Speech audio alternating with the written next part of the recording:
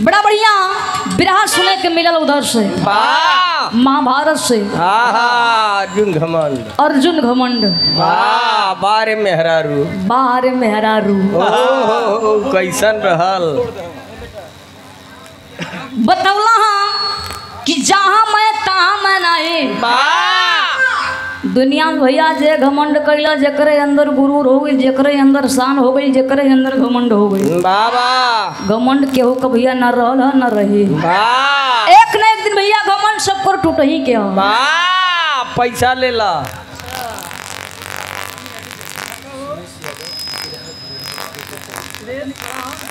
और सुरेश यादव बिरहा धरोहर चैनल भैया का चैनल चलला जेकर नाव धरोहर बा। हाई फाई भैया चैनल रहबे करी। बड़ा बढ़िया भैया चैनल चलावत हुआ मेरे बड़का भैया जी के तरफ से ए पंखुड़े में गोथा हुआ प्यार दुलार आशीर्वाद और ये सादरी क्यों न प्यादे कर सम्मानित कैला। आप लोगों से निवेदन है भैया कि वो चैनल के लाइक करा, सब्सक्राइब करा। लाइक सब्सक्राइब करा तो लोग आप पैसा कमाई। एक गरीब पैसा बड़ा कमात हो मजा यूट्यूबर भाई लोग दोनों जवाब नहीं है। प्रमिला एक ठे वीर रहलो। प्रमिला एक ठे वीर रहली लेकिन मोहन अस्त्र भी छोड़े के पड़ गई अर्जुन के। लेकिन तब वो कोनो फरक ना पड़ल। तो ऐसा बिरहा भैया आप लोगन के हम सुनाई। अब बिरहा सुन लिया तो कहिया कि खुशी यादव ए जौनपुर लमिया के धरती पर बिरहा कैसन गौली है। बस शांति बना के इत्मीनान से बैठा रहा लोग। मास्टर आवा तनी स्वर बना के।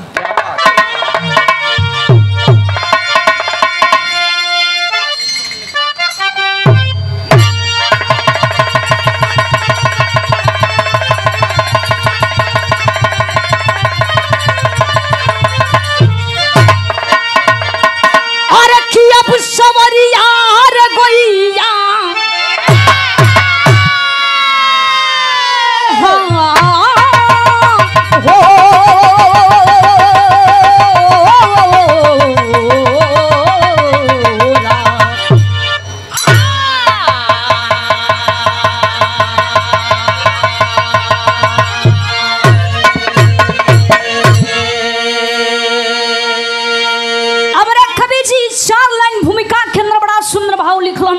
खातिर कैसे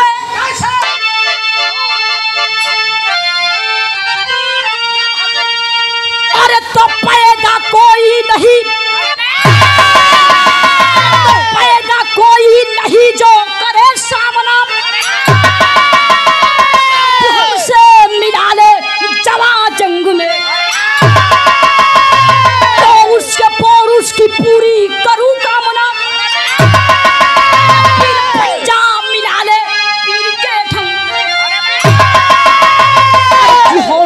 है हिमालय अटल साधन। कुरुवंशी का हंस सच्चा कुरु रंग में है गुरु महेंद्री समाबादना। अरे कि खून खोला है ऐसा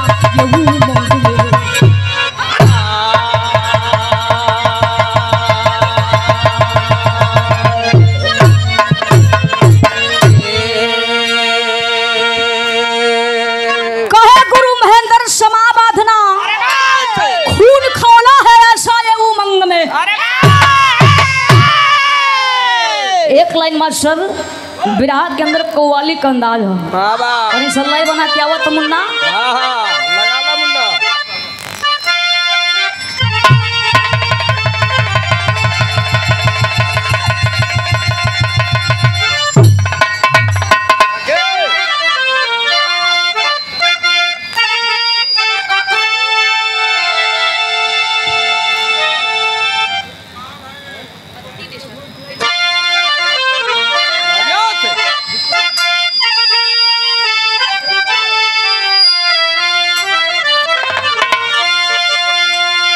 अरे की काबे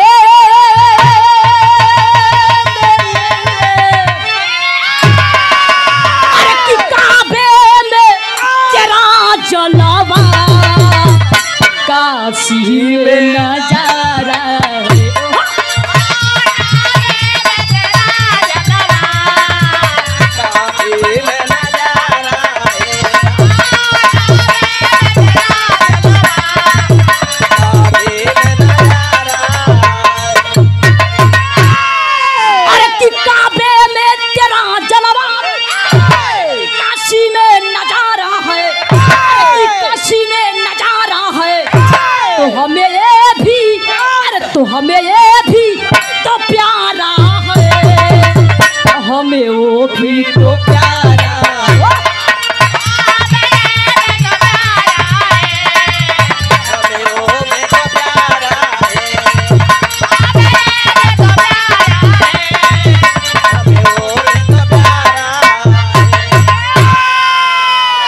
लेकिन ई खवाली रहल कवि जी बिरहा के अंदर कितना सुंदर भाव लिखत हूँ कैसे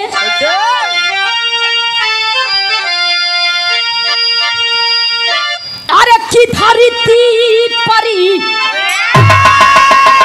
की धरती परी नहीं कोई सागर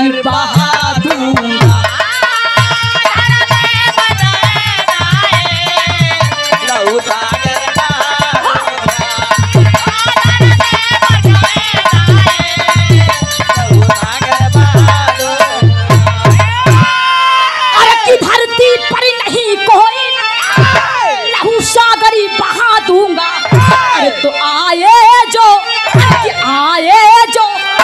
समरी कोई बारों से जला दूंगा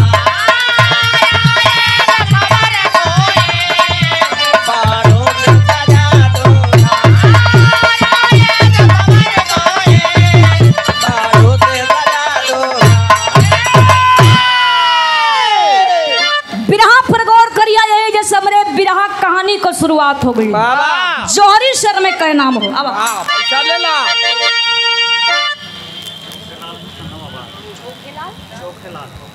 चोखेलाल अच्छा चोखेलाल गुप्ता जी आप सम्मानित श्रद्धेय मेरे नवाबाद धरती से मेरे चाचा जी की तरफ से ये सादर 101 रुपया देकर सम्मानित किया बहुत बहुत दिल से धन्यवाद क्या बात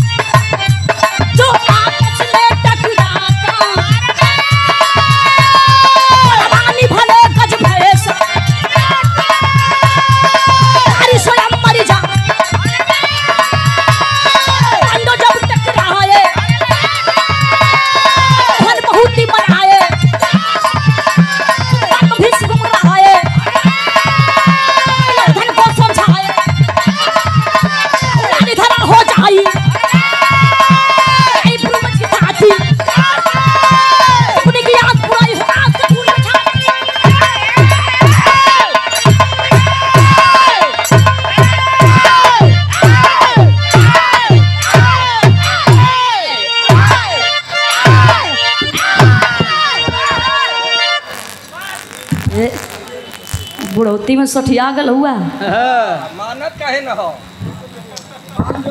मान जो खाली चिल्लाइबे तनी साहब से रे बतावा बुढ़ौती में आई आला तो जवानी में का रहल बा डरवारी डाकत रहे हेलो बा अच्छा भैया बिरहा पर गौर करल हो देखा बिरहा गावल बड़ी बात ना होला बिरहा का मेन पॉइंट है कहानी बाबा अगर कहानी के आप लोग बढ़िया से इत्मीनान से समझ ले बा तो हमार बिरहा गावल सफल हो जाए ये बात तो और समय खबा जब पांचों पांडव अज्ञातवास बिता के जब हस्तिनापुर में गई वही समय दुर्योधन से अपन हक जमीन मांगत हुआ अपन हिस्सा मांगत हवन पांचों पांडव कहला कि हमन का 5 भाई हई जा कम से कम 5 से गौवा दे दा दुर्योधन कहलन कि ना तोरा के एक ठे सुई के नोक के बराबर भी जमीन ना दे भाई 5 गांव दूर ए बाबू भगवान श्री कृष्ण कन्हैया जी मनावत हो लेकिन दुर्योधन माने के तैयार नहीं तैयार ना होत मन कहलन कि अगर तोरा के जमीन चाहिए तो हमारा से युद्ध करे के पड़ी ओकर बाद तोरा के 5 से गांव दे दे हो ए भैया युद्ध का तैयारी होखे लागल वही कुरुक्षेत्र के मैदान में पांडव की सेना एक तरफ और कौरव की सेना एक तरफ आमने सामने दोनों सेना तैनात हो युद्ध शुरू होके वाला बा तब तक बाबू वही समय एक छोट सा बालक छोटे सा हाथ छोटे सा पाँव छोटा सा तरकस आ छोटा सा बाण वाह वो तोहरे नियर रहे। हैं? बा तो छोटा न हो। ए भैया ओ कुरुक्षेत्र के मैदान में जब पहुंचला दोनों ओर को सेना देखा तो कहला क्या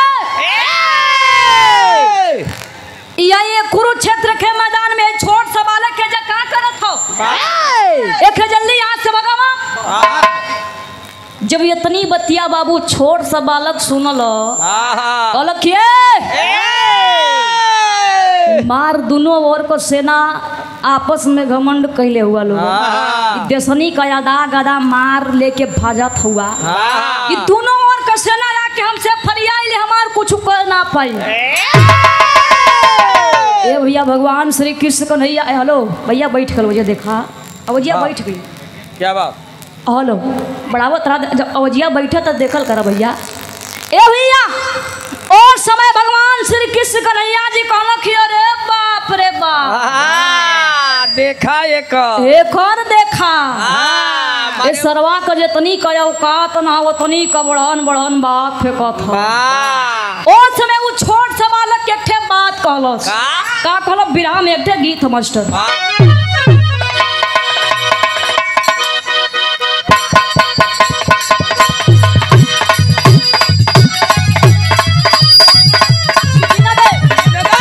हेलो हेलो हेलो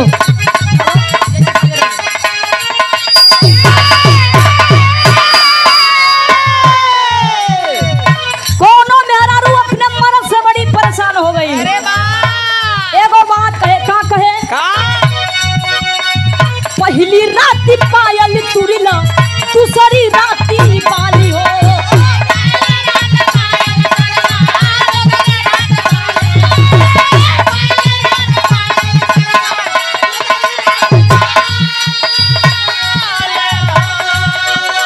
तीसरी राती झुमका झुलनी पूरी नहाली हाली हो।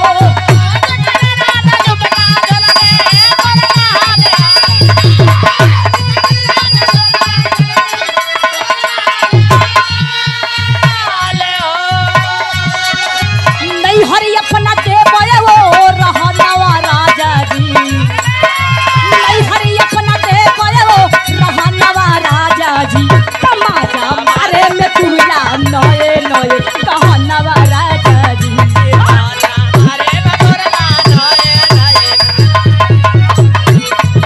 हेलो आगे बैठ भैया। ए भैया वो समय वो छोट सा बालक सबसे कहलस का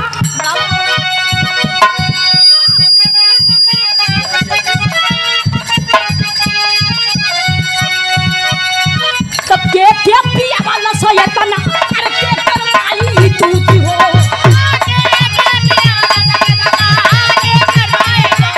अरे भैया देख के बना दे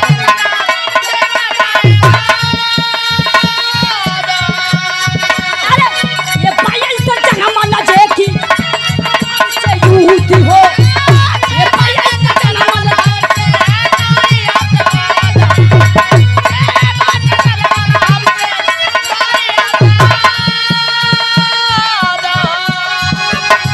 छन्ना भर में हाथ ले परनमा रहना में छन्ना भर में हाथ ले परनमा रहना में लगी नदी ना पाई मरली केतना पनमा तन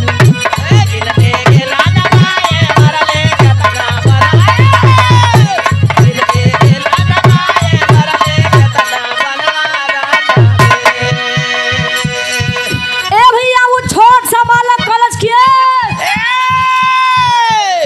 एक ठे बाण चलाई भाई एक बाण से पूरे महाभारत के खत्म कर दे। भगवान श्री कृष्ण कन्हैया जी कहलो कि एक और दिखाओ बड़ा मन बढ़ा के बोला था। ए भैया जब इतनी बतिया कहला कि और समय दोनों ओर का सेना आपस में सोचला तो भाई का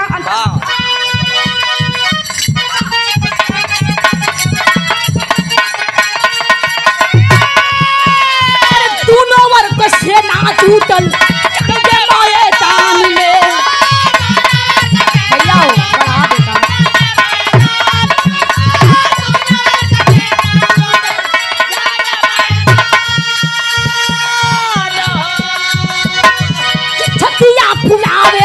वही अपने गुमान में दिया बुझावे।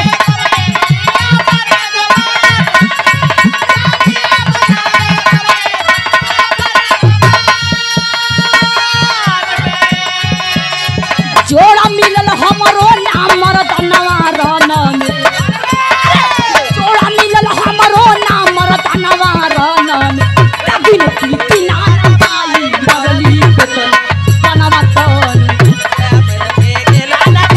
मानी का समझ खोलो।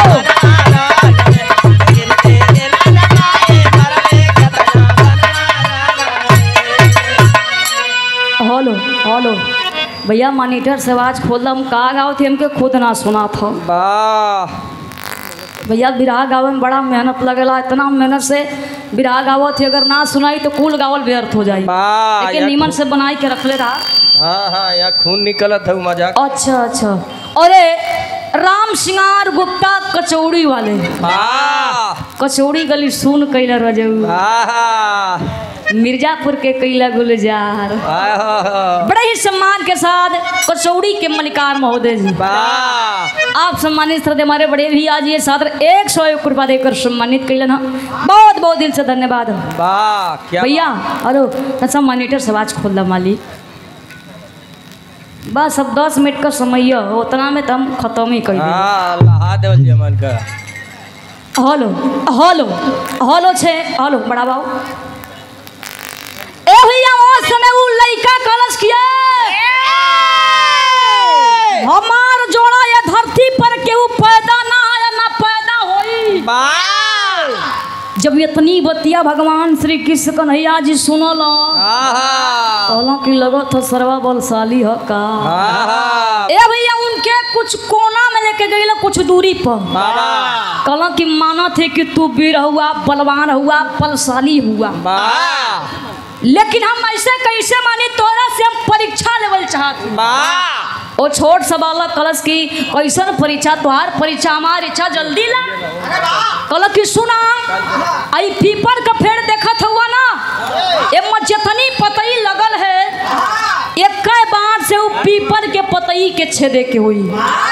कहला कि बॉस इतना छोटा सा बात। ए भैया वो समय वो छोट सा बालक तरकस में से बाण निकाल के जब वही मंत्र के पढ़त हो तब तक भगवान श्री कृष्ण कन्हैया जी हो छल कपट कैले हला एक ठे पथैया तोड़ के अपने पैरवा के तरवा दबा लेला। ए बाबू बाण चलावे के थे चला देहलन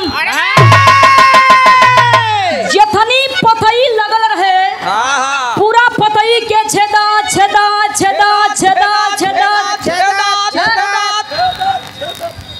वाह कहाँ छेदल जथनी बाबू पतई लगल पूरा पतई के छेदत छेदत भगवान श्री कृष्ण कन्हैया जी के पैरवा के ऊपर लगल नाचे तिरिया। भगवान श्री कृष्ण कन्हैया जी कहला कि फूल तो ठीक है लेकिन आई तोहार तिरिया हमने पैरवा के ऊपर का करत है। वो छोट सा लड़का कलश किया तोरे पैरवा के तरवा ऊपी पैरवा के एक पतैया पैरवा हटावा पतैया के छेदी अगर ना हटाइबा तो तोरे पैरवा के छेद के वो पतैया के छेदी।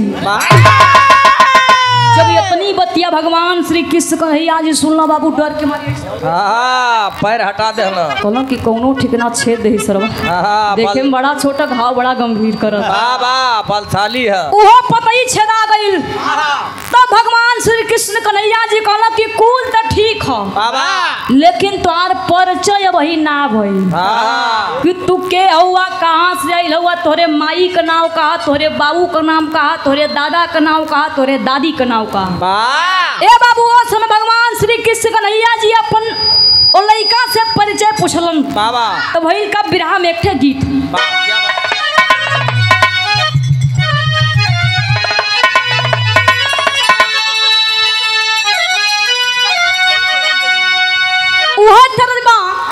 ये तरज के स्वर्गीय रामदेव गुरु जी अपने जवानी के आलम में गावत रहला बड़ा लहाई के गावत रहला मानो को भैया कोशिश करत थे कैसे गावत रहला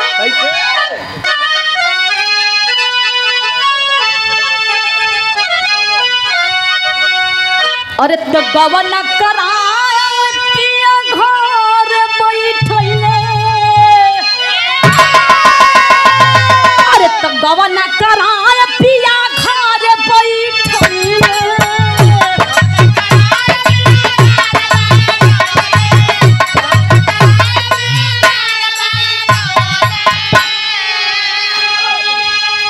और तो गवना कराय पिया घर बैठले अरे कि अपने कोई लरिया में लागल रे मीरा मोही लगा दे के पागल रे मीरा मोही लगा दे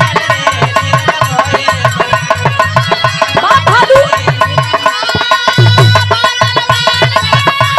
हेलो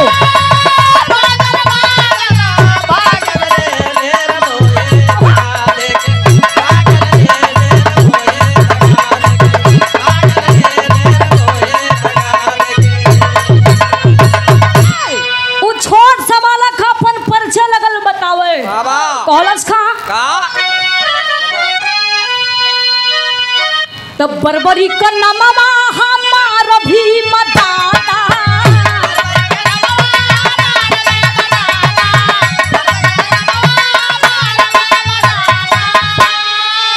अरे तब बरबरी का नमवा हमार भी मदाता अरे कि हथियों के देले पर छारी हो लोग उनके पहला छारी हो लोग उनके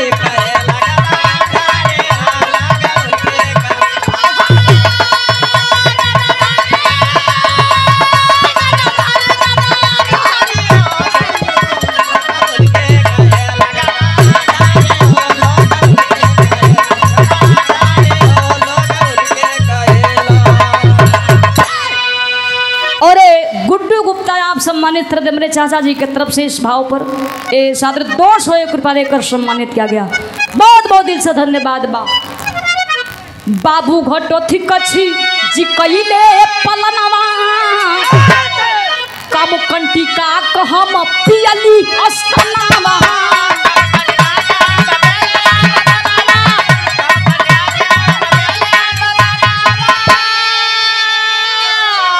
तो हमारे उमरिया के देखा जानी कान्हा हमारे उमरिया के देखा जानी कान्हा अरे कि हमसे भागी है थारा के धनु थारी हो लोग उनके कहेला थारी हो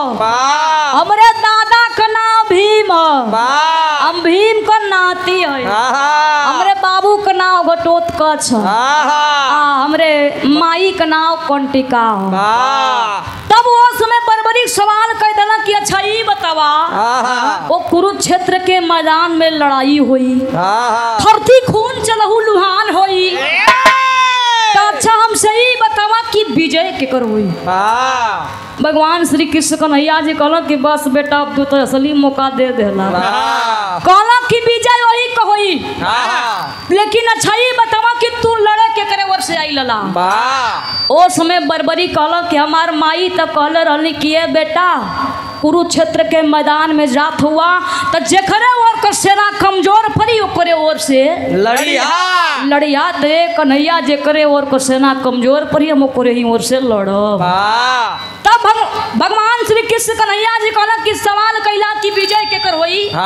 तो ला सुना जेकरे ओर का कुंवार लइका वीर होखे बलशाली होखे बुद्धिमानी होखे ओकरे ओर से जाके अपन बलि दे दही तो करे ही ओर का विजय हुई जब इतनी बतिया बर्बरिक सुनल भगवान श्री कृष्ण कन्हैया जी का बतिया कहना कि ऐसा बात है तो ला हमारा मुड़िया काटला हमारे दादा के जिताए दा लेकिन एक हमार सपना रहल कहला कि ऊ का कहला कि हम महाभारत के लड़ाई देखल चाहत रहनी हम 18 दिन को अब महाभारत की लड़ाई देखल चाहत रहनी भगवान श्री कृष्ण कन्हैया जी कहला कि तुम महाभारत की लड़ाई देखवा तोहर मुड़ियो कटल है तब वो तू देखवा ए बाबू उसमें भइल का बिरहा में टेरी का भाव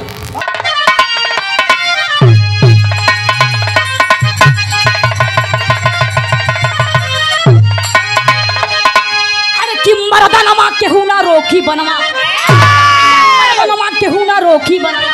अरे तो सब कर समर भूमि में कट जाई करता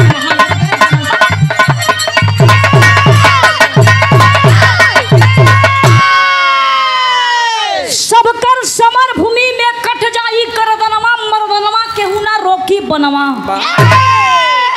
भैया हो ओ समय भगवान श्री कृष्ण कन्हैया जी बरबरी कमुड़िया काट देला, काट के अपने हथवा पैसे ही रख के ये हथवा पैसे ही उड़ा देला। ओके नीलगिरी पर्वत पर मुड़िया के रख देला, कहला कि ए बरबरी ये न ले देखा, ए जल ई महाभारत के लड़ाई तू देखिया। तब वो समय कुरुक्षेत्र के मैदान में भइल का मास्टर का बिरहा में एक ठे गीत।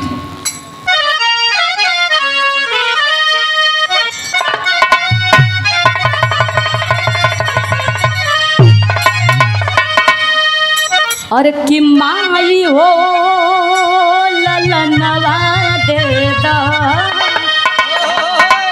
कि बहिनी हो बिरनवा दे दा। लेकिन वो समय कुरुक्षेत्र के मैदान में होत का रहे का अरे कि बाजल बाबा चनावा जंगी,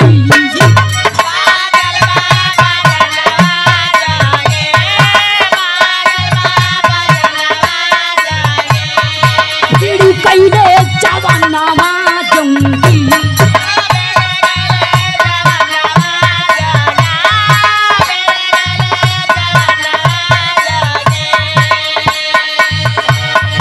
बाजल पापा जनावा जंगी, फिर कैले जवानावा जंगी। तखुन से रनाई धरती, तखुन से रनाई धरती,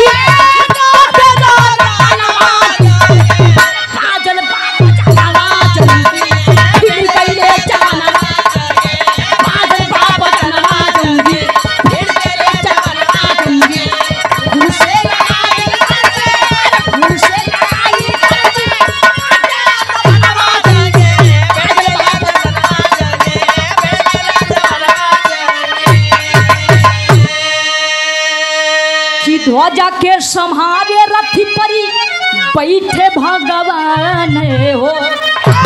अरे तो सर से कटाना सर से लिया तमाम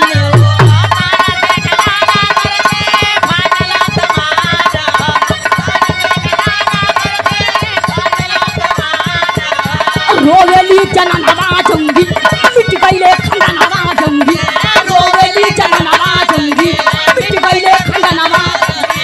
पूरा होई गईले सुना, पूरा होई गईले सुना,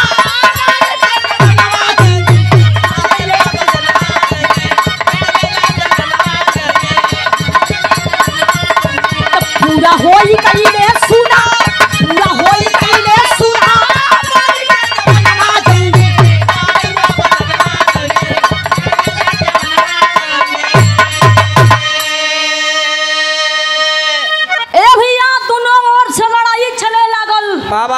कुरुक्षेत्र के मैदान में बाबू कुरुक्षेत्र का धरती खून से लहूलुहान हो गई।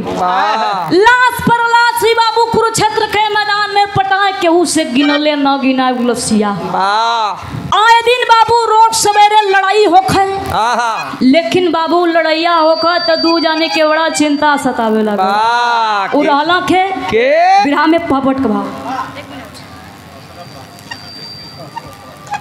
और यश के स्टूडियो डी अशरफाबाद संजय गुप्ता जी ए बड़े ही सम्मान के साथ साथ 101 रुपया देकर सम्मानित। बहुत बहुत दिल से धन्यवाद। अब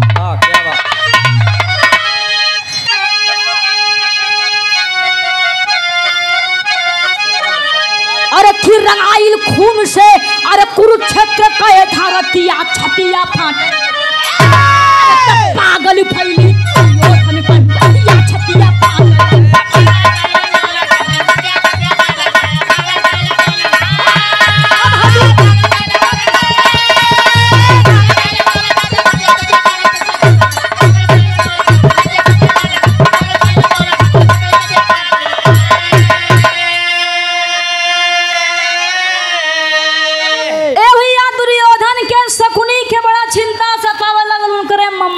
के वाह बड़ा परेशान होके लगलो कि उधर खाली 5 गो सेना, अगर इतना सेना चप्पल हो तब वो सेना मारल गईलन। वाह लड़ाई आए दिन होके बाबू, रोज सुबह लड़ाई होके, लेकिन जब लसिया जमीनिया पर गिरे हाँ ओ समय लसिया उका होके का हो बिरहा में आला का भाव।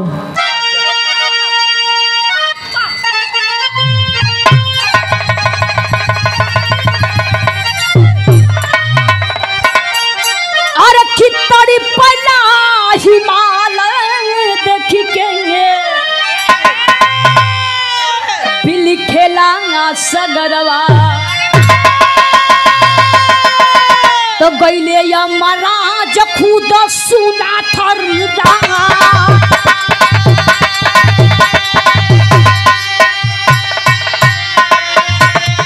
सतयुग त्रेतायुग भइली लड़ैया,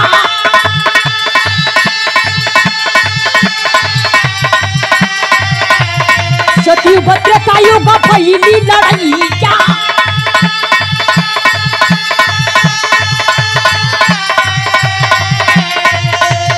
द्वापर में देवता हो गई घबराना,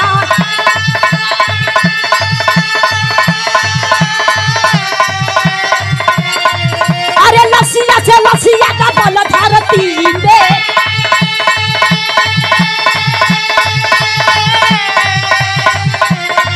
अरे लसिया से लसिया का बल धरती में।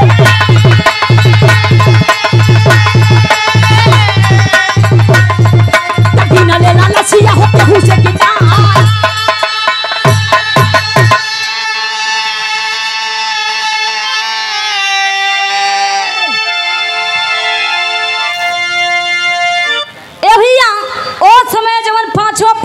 पत्नी द्रौपदी रही, चंडी का रूप धारण खा के बाबू पूरा लसिया के खा जा खत्म कर दे।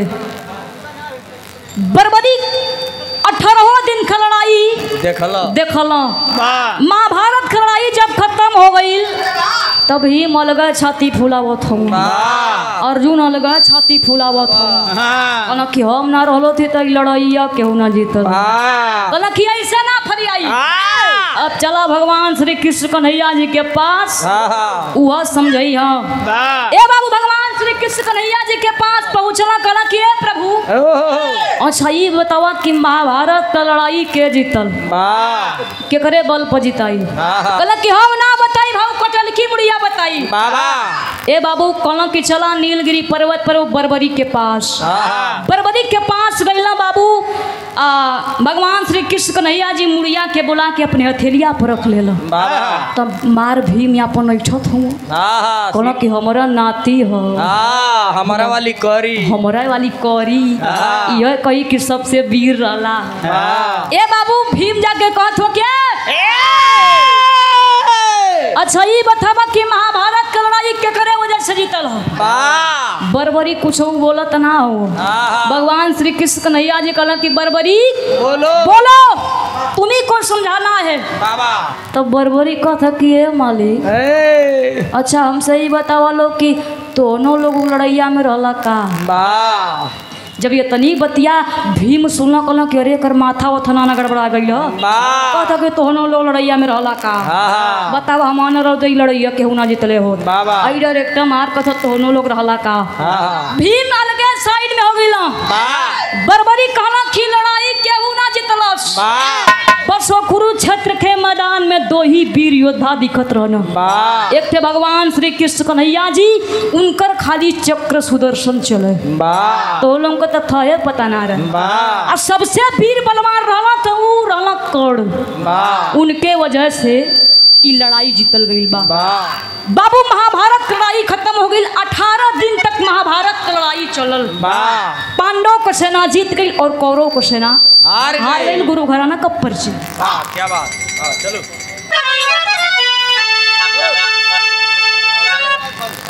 छापा बोला अब छापा बोल दी।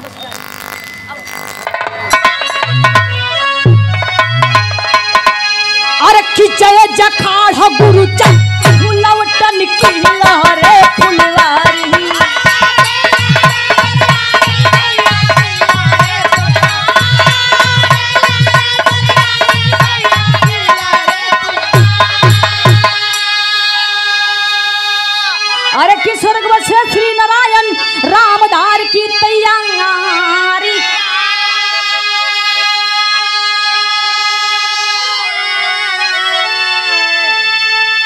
कि मर्दनवा केहू ना रोकी बनवा।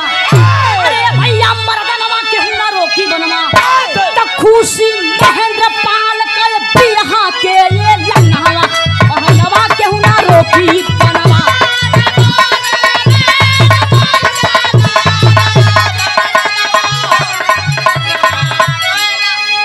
फरमाइश वाला तन से एक लाइन हरनवा वाला गाओ के तन से लगाई दे दू लाइन अब